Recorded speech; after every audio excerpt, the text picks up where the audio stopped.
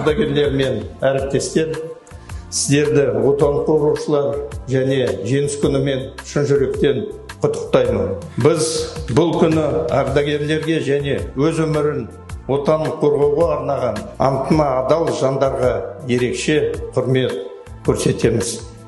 За годы независимости, защищая граждан от преступных посягательств, героически погибли 8 сотрудников полиции, при исполнении служебного долга погибли 17 офицеров.